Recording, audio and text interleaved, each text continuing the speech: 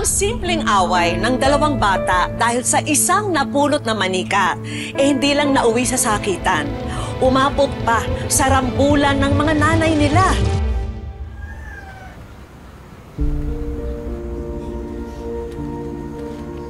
Ay, ganda ng manika.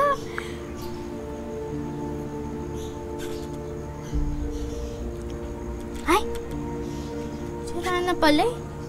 Kaya naman pala tinapon ng may-ari. Ayoko na nito. Natuloy na pala sa Canada si Mrs. Catalan.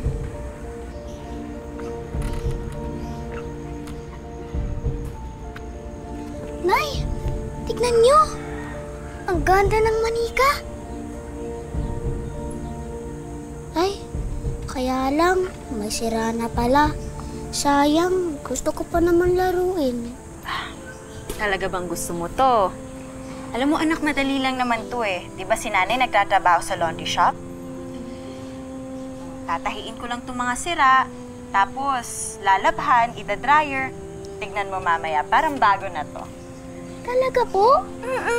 Thank you po, Nay. May bago na akong manika. Para sa'yo. Lumaking mahirap si Rina, kasama ang nanay niyang si Blessy. Anak, gusto mo ng taho? Madalang siyang magkaroon ng laruan.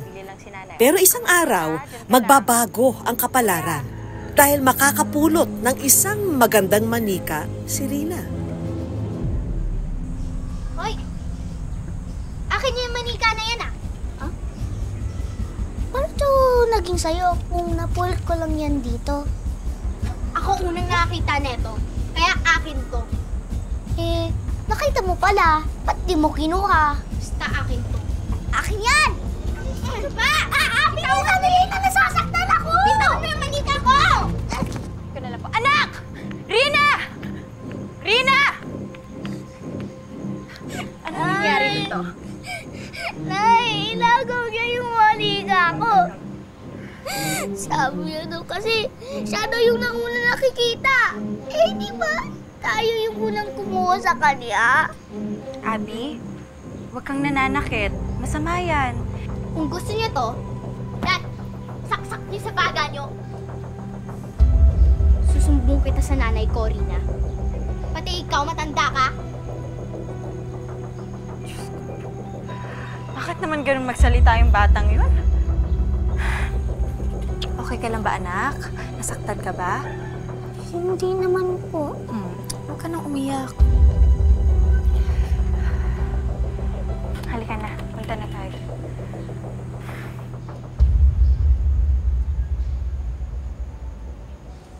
Anak! Ay! Lubig talaga ng anak ko. May surprise si nanay sa'yo. Oh! Ito na yung manikang napulot natin kanina. Tignan mo, nalabhan ko na. Malinis na siya, tuyo na din. Tsaka, wala na yung sira niya. Natahi ko na. Oh, thank you, Nay! Oo naman. Basta ha, yung pangako mo sa akin. Wag, puro laro. Kumain ka na ba ng tanghalian mo? Opo, tapos na po. Eh, yung tatay mo dumating na ba? Opo, nasa loob, natutulog na po. Gusto niyo po gising ko na? Ay, wag na, wag na. Alam mo, kawawa talaga yung tatay mo kasi inumaga na naman yun sa construction. Hayaan mo na magpahinga, ha? Opo. Ikaw na muna bahala dito. I-deliver lang to ni nanay, ha? Okay, sige po. Thank you po, Nay. Ingat ka. Bye-bye! Ingat ka rin po. Bye! Tuwang-tuwa si Blessy sa napulot ng manika ni Rina. Mabuti ang puso ng kanyang anak. Kaya alam na deserve ng bata ang biyayang ito. We'll take the fish. Pero may masamang plano pala ang mag-inang Marta at Abby. Oy, Rina! Bakit sinaktan mo tong si Abby, ha? Tapos inaagaw mo pa yung manika niya. Po? Hindi ko po siya sinaktan. Siya po yung nanulak sa akin. Ano sinuot kang bata ka eh? Akin na nga yan. Oo! Ika na. Teka lang po! Teka lang po! Ano? Sa akin po to! Sa amin tong manika na Hindi to. po. Huwag mong aagawin, ha? Sa akin po to! Alam mo, ikaw... Ayan. Mabuti nga sa'yo. Ayan.